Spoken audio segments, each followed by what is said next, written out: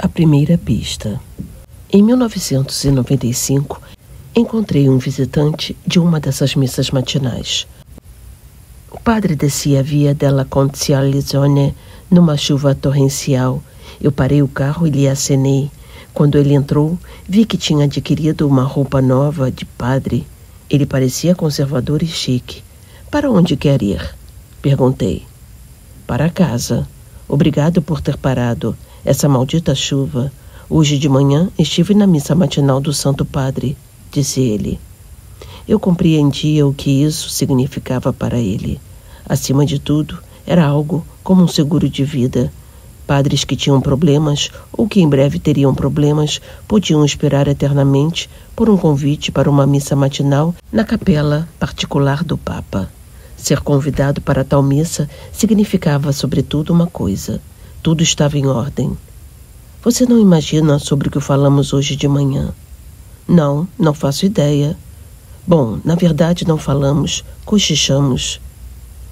Então, o que se contou na mais santa de todas as capelas? Um milagre, disse ele. Em Roma ocorreu um milagre. Que tipo de milagre? Não sei. Realmente não sei mais do que isso. Dizem ser um milagre, um grande milagre. A única coisa que sei é que aconteceu com um padre na diocese de Roma. E você tem certeza? Sim, todos estavam realizados por causa disso. Eles agradeceram a Deus pelo milagre. E o Papa? O Papa não mencionou o milagre com nenhuma palavra, você sabe, mas as pessoas ao redor dele deixaram vazar que aconteceu um milagre e em Roma. Eu deixei o padre frente ao seu apartamento e fui ao escritório. Na época eu tinha um contato muito bom com o colaborador do vigário-geral de Roma. O jovem e esbelto padre fazia aquilo que costumamos chamar de trabalho sujo. A Vigaria-Geral de Roma ficava no Palácio de Latrão, a antiga residência dos papas. Visto de fora, o enorme complexo impressiona. No térreo, há um lindíssimo museu, também a última câmara de armas do exército dos papas. Os escritórios nos andares superiores, na maioria das vezes, estão empoeirados, precisam de reforma e estão com móveis arranhados e ofuscantes lâmpadas de neon. Frequentemente as salas são enormes, por isso é difícil aquecê-las no inverno e esfriá-las no verão. Alguns padres que trabalham ali fazem seus próprios aparelhos de ar-condicionado no verão, colocam bacias com água. No inverno, muitos trazem aquecedores elétricos de casa. Como local de trabalho, não se pode recomendar a Vigaria-Geral de Roma. Pesquisar ali era um pesadelo para um jornalista, sobretudo quando se tratava de questões relacionadas ao Vaticano, por um motivo muito simples: a apaixonada antipatia de dois altos religiosos, o responsável pelos sacramentos e, mais tarde, arcipestre do Papa, Vigílio Noé, e o vigário-geral de Roma, Ugo Poletti, não se suportavam. Eu nunca entendi o motivo dessa antipatia, mas os dois senhores tinham um lendário horror um do outro. Quando dois altos religiosos no Vaticano travam guerra, isso naturalmente ocorre de modo piedoso e sutil. Entre outras coisas, o cardeal Poletti era responsável por mandar para o cardeal Virgílio Noé os seminaristas que deveriam participar das missas sagradas com o Papa. Intencionalmente, ele sempre mandava uma seleção bizarra de seminaristas. Quando o cardeal Noé pediu um seminarista que deveria utilizar o turíbulo, o que é tão fácil quanto parece, Poletti lhe mandou intencionalmente o seminarista mais desastrado. O candidato a padre devia fornecer o Líbano diante do Papa. Mas o carvão em brasa caiu do turíbulo levemente aberto e acertou o Papa, que rapidamente teve que eliminar as fagulhas de sua batina branca, apesar do Papa rir sobre o ocorrido. Noé escreveu enfurecido para Poletti que um dos seminaristas tentou incendiar o Santo Padre. Outra vez, o Papa pretendia examinar um dos seminaristas no latim. Poletti mandou o pior seminarista que encontrou, e Karol Wojtyla advertiu o candidato a padre para estudar mais. O cardeal Noé vociferava. Numa outra vez, o arcipestre pediu que lhe mandasse seminaristas bem altos para a Basílica de São Pedro para uma missa com o Papa, pois deveriam carregar os enormes castiçais. Seminaristas pequenos e fracos no altar principal de São Pedro, com os castiçais na mão, dariam a impressão de que poderiam cair a qualquer momento. Uma impressão não muito adequada. No entanto, Noé recebeu apenas os menores e mais delicados seminaristas que Paulette conseguiu encontrar. Noé bufava bravo. Mas o que é isso? O que ele me mandou aqui? Os santos 7 anões? Estava inteiramente claro que, com esse clima, se eu ousasse perguntar por um milagre com um jovem padre romano, os 2 velhos senhores, que podiam dar uma resposta, me poriam imediatamente para fora. Ainda assim, tentei. Liguei para meu homem de contato, o jovem padre, no Palácio de Latrão. Ele já atendeu ao telefone furioso. Andréas, tanto faz qual seja a sua pergunta. A resposta é não. Meu Deus, o que aconteceu? Perguntei. Você está completamente fora de si. Não aconteceu nada. Tchau. Parece que eu o via sentado no grande escritório empoeirado, com os armários arranhados, repletos de tralha estocada que ninguém quer jogar fora. O jovem homem começaria a torcer dolorosamente a cara. Eu sei o que está acabando com seu dia. Um milagre, não é? Aconteceu um milagre, disse eu, rapidamente, antes que ele desligasse. Escutei um suspiro reprimido. Eu nunca vou entender porque meus irmãos não podem calar a boca nenhuma vez. Não vou te perguntar como você ficou sabendo e você, portanto, não vai me responder que, infelizmente, não pode me responder isso, certo? Sim, retruquei. Isso é completamente certo. Ainda assim, não entendo inteiramente sua preocupação. Quem te disse que realmente é um milagre? Talvez alguém esteja fingindo, se fazendo de importante. Talvez tenha sido apenas um acaso que parece um milagre. Deus do céu, suspirou ele aliviado. Essa é a primeira frase agradável que escuto hoje. Eu imploro, meu Senhor, para que você tenha razão. Se não fosse um milagre, seria perfeito. Um fiel que simplesmente imagina que vivenciou um milagre. Um doido que acha que o bom Deus realizou algo impossível com ele. Tomara o eterno Deus no céu, diga que você tenha razão, porque então toda essa loucura passará em alguns dias. Mas o que será se realmente é um milagre? O que, meu caro Andréas, o que acontecerá então? Eu te direi. Eles nos afobarão, nos caçarão, não nos deixarão em paz. Meu caro Andréas, pessoas exatamente como você investigarão durante meses para finalmente descobrir quando, onde e de que maneira ocorreu o milagre. E você sabe qual é o meu trabalho? Eu suponho que sim. Você supõe corretamente. Meu trabalho é que nenhum de vocês descubra nada, a não ser que ele fez uma pausa. A não ser que eu tenha sorte e não tenha sido um milagre.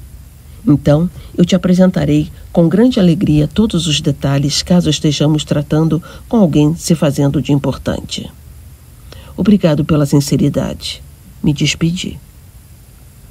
Na época havia em Roma 921 igrejas e aproximadamente 10.000 padres e frades que de algum modo faziam parte da diocese de Roma. Seria inteiramente impossível checar todos eles. Se realmente acontecera um milagre, eu nunca saberia do fato. Eu já tinha esquecido a coisa toda quando, algumas semanas mais tarde, encontrei um colega americano para tomar o café da manhã no meu bar predileto, o Café San Piero, ao lado da Praça de São Pedro. Ele estava muito mal-humorado e falava muito mal do Vaticano. Alguma coisa tinha acontecido. Ditadura idiota da igreja, insultava ele. Eles não entendem nada de democracia, não lhes interessa uma corte de príncipes. Eu sei, disse eu. E você também sabe. Simplesmente não é uma democracia, senão uma monarquia eletiva. Mas você já devia ter se acostumado com isso há muito tempo. O que aconteceu? Recebi uma super bronca da assessoria de imprensa da Santa Sé, inclusive com todas as ameaças possíveis, mas eu realmente não fiz nada que fosse desonesto. Ora, mas para nada não se recebe uma bronca. Eu só quis controlar a lista dos participantes da audiência, isso é tudo. Conseguir a lista dos participantes das audiências do Papa não era fácil, mas também não era impossível. Todo dia a prefeitura da Casa Papal publicava uma lista para os empregados do Vaticano com os nomes de quem seria recebido no próximo dia durante uma audiência do Papa. Isto é, Na verdade, existiam 3 listas, uma pública, que todo mundo podia ver, e 2 secretas. Na lista que o Vaticano publicava estava escrito, por exemplo, que o grupo de acólitos de Bordeaux e o dos escoteiros católicos de Montreal participariam da audiência do Papa. A primeira das 2 listas secretas tinha uma utilidade simples. Durante a audiência geral, há um setor especial na Praça de São Pedro ou na sala de audiência, a chamada prima fila, que nada mais significa que primeira fila. Nesse setor esperam as pessoas que apertarão a mão do Papa após a audiência. Frequentemente, ficam nesse setor personalidades importantes, mas algumas não são reconhecíveis à primeira vista como VIPs. Se o Papa aperta a mão do chefe do Banco Mundial, que espera na prima fila, mas os fotógrafos não o reconhecem e não o fotografam, então não há fotografia de recordação do aperto de mão do Papa, e o chefe do Banco Mundial fica bravo. Para evitar isso, existe uma lista secreta na qual está anotado: atenção, hoje esperam na primeira fila esses e aqueles VIPs. Os fotógrafos também recebiam fotos dos respectivos para ter certeza de fotografar os convidados certos na prima fila. A segunda lista secreta é ainda menos destinada ao público. Nela estão anotadas as pessoas que recebem uma audiência privada com o Papa à tarde. Principalmente na época da Guerra Fria, a lista dos convidados que vinham à tarde era altamente secreta. Assim, permaneceram em segredo aqueles encontros do Papa João Paulo II com os representantes dos palestinos que prepararam a visita de Yasser Arafat ao Vaticano. O Papa o recebeu, enfim, no dia 23 de dezembro de 1988. Para muitos países do mundo, Arafat ainda era, naquela época, um terrorista procurado internacionalmente. Portanto, apenas os fotógrafos sabiam quando e quem estaria no apartamento papal. Depois da queda do Muro de Berlim, a lista dos convidados do Papa foi quase sempre inofensiva e até monótona. O Papa recebia diplomatas, políticos, certo número de prefeitos das cidades em que esteve ou para as quais queria viajar, esportistas, padres e monges. Por que você arrumou a lista dos participantes da audiência? Uma história muito idiota. O governador do meu estado de origem nos Estados Unidos queria participar de uma audiência. Pedi durante anos por isso e, enfim, eles colocaram seu nome na lista. E então? Então ele estava diante do Vaticano e lhe disseram que seu nome não estava na lista. Sim, e aí?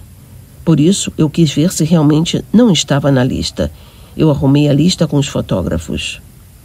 E aí te pegaram. Exatamente. Mas pelo menos descobri que seu nome estava assim na lista. Então fui falar com ele e perguntei o que aconteceu. Aí ele confessou acanhado de que não conseguiu acordar. Entendi. Ele não conseguiu acordar para ver o Papa. Isso é tudo? Sim, isso é tudo. Você ainda tem a lista? Perguntei. Ele a colocou na minha mão. Fique com ela se quiser. Eu tive tanto problema por causa disso que nunca mais quero saber dela. Trouxe a lista para o escritório e a li minuciosamente. Havia somente uma explicação. Nesse dia, o Papa deve ter recebido alguém que ninguém deveria saber que esteve com Karol Wojtyla. Talvez um político, chefe de alguma outra religião, um antigo aliado na longa guerra de Karol Wojtyla contra os comunistas. Eu chequei cada nome, mas nenhum sopro de suspeita de que alguns dos participantes numa das audiências desse dia tinham que permanecer em segredo.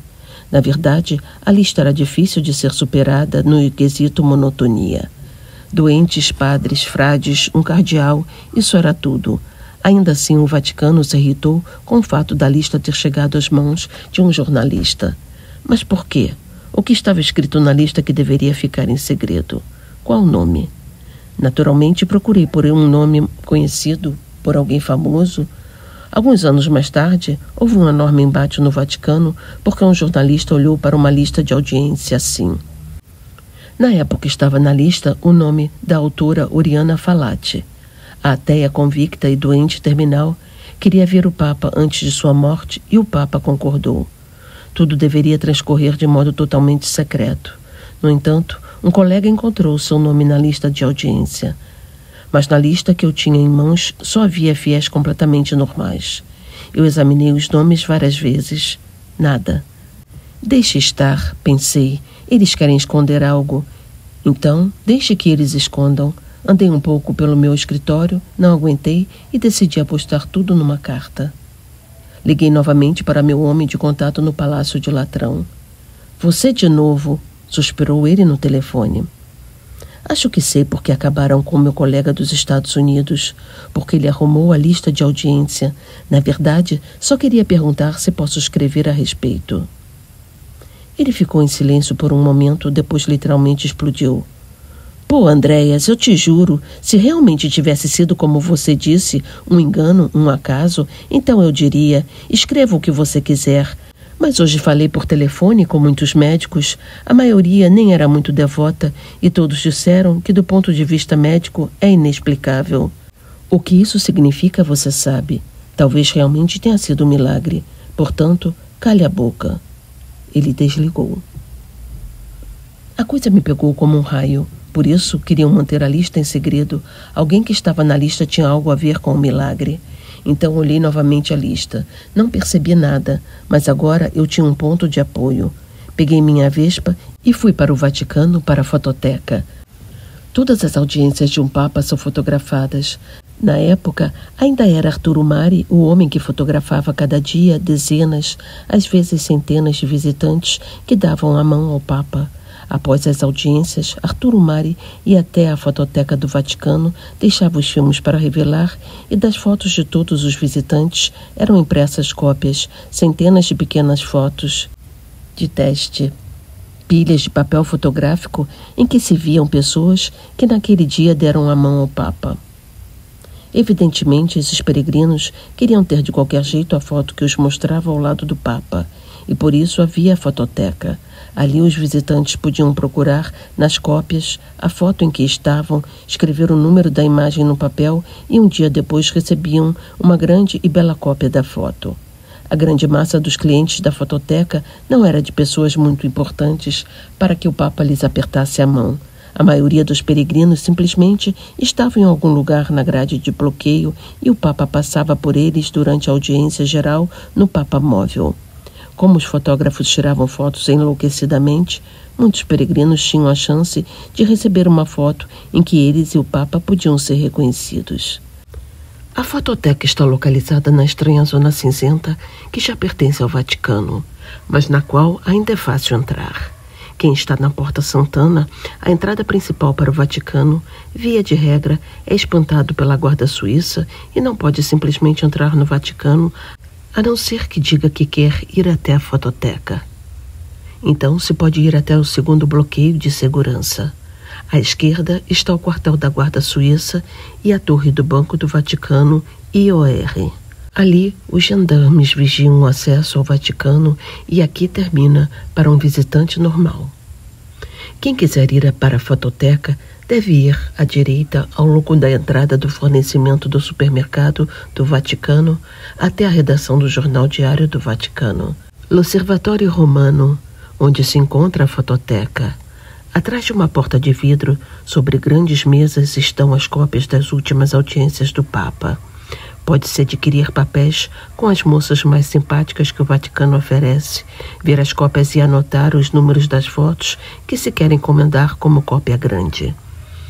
Como jovem jornalista, muitas vezes fui mandado para a fototeca para arranjar a foto de um presidente, político famoso, escritor, ator, que teve a honra de apertar a mão do Papa. Na verdade, eles só apertavam a mão, mas no jargão do Vaticano, isso se chamava bate-a-mano, beija-mão, pois cada fiel, por veneração à sua igreja, beijava o anel de pescador na mão do Papa.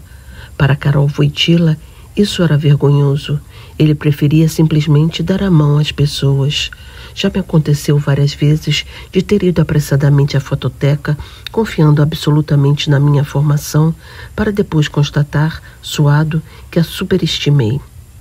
Eu sempre precisava buscar a foto de alguma mulher ou um homem famoso que deram a mão ao Papa. Mas quando eu estava diante das cópias, já não tinha mais certeza. O Sr. Grisalho era o presidente da Argentina. Ou seria o senhor com um terno chique e listrado? O homem que presenteou o Papa com o poncho era o presidente ou o ministro das Relações Exteriores? Qual das fotos eu precisava encomendar? Havia um truque que não funcionava sempre, mas às vezes, quando não se estava certo quem, naquela longa sequência era o presidente. Era só segurar a cópia contra a luz. Para encomendar uma foto, era necessário anotar o número num papel. Quase todos os clientes colocavam um papel sobre a cópia da foto. Portanto, quando se olhava as cópias contra a luz, dava para ver qual número tinha sido anotado com mais frequência. Às vezes, o resultado era claro. Se dezenas de pessoas encomendaram, por exemplo, a foto de número 25, então colocaram um papel sobre a cópia e escreveram tão forte que dava para reconhecer o número da cópia. Via-se um número escrito dezenas de vezes, então se podia ter certeza de que a embaixada, a família do presidente, jornalistas, caçadores de lembranças encomendaram essa foto e que nessa foto estava o presidente. Assim saí algumas vezes do aperto. Como a maioria da guarda suíça me conhece, nesse dia me deixaram passar com minha Vespa pela porta de Santana. Depois fui para a esquerda e estacionei. Como sempre, as moças na fototeca foram amáveis comigo quando lhes disse que queria ver as fotos da audiência daquele dia determinado do ano de 1995. Eu percebi que lhes foi dito que essas fotos deveriam ser tratadas com cuidado especial, não era para qualquer um. Mas eu tinha ido tantas vezes lá que elas não tiveram dúvida de se tratar de um procedimento de rotina. Supostamente, eu só queria a foto de algum prefeito da Alemanha que estava na terceira fileira ao lado do Papa. Olhei para as cópias dos visitantes da audiência e inicialmente não notei nada. Os rostos também eram muito pequenos para reconhecê-los de fato. Depois segurei a cópia contra a luz e percebi que alguém tinha interesse especial na foto de número 1136. Procurei nas cópias a foto que correspondia ao número e fiquei pasmo. Eu conhecia muito bem um homem daquela foto e agora desconfiava do que tinha acontecido. Saí e me sentei na Vespa. Eu sabia exatamente para onde deveria ir agora. A igreja Santa Maria Aimonte estava a uns 15 minutos a pé do meu apartamento no Coliseu. Às vezes eu ia lá para a missa dominical por um motivo bem banal. Apenas alguns passos da igreja havia o melhor restaurante de Roma no que se refere a custo-benefício, na minha opinião. Podia-se comer ali, na Via Panisperna, uma grande quantidade de peixe por um bom preço. Eu não sabia o nome do padre da igreja. Ela apenas fazia parte das igrejas perto da minha casa. Mas era evidente o destino do pobre Dom Andrea. Eu me lembro que eu notei em algum momento porque estava no altar com os óculos escuros, interligado ao padre através de fone de ouvido e às vezes fazia o sermão durante a missa. Ele se movimentava na igreja com a ajuda de uma bengala, às vezes apoiado numa jovem mulher. Soube que era cego. O engajado jovem padre cuidava de um grupo de jovens que tinha graves problemas com drogas.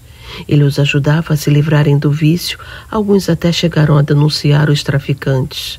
Não sei se é verdade.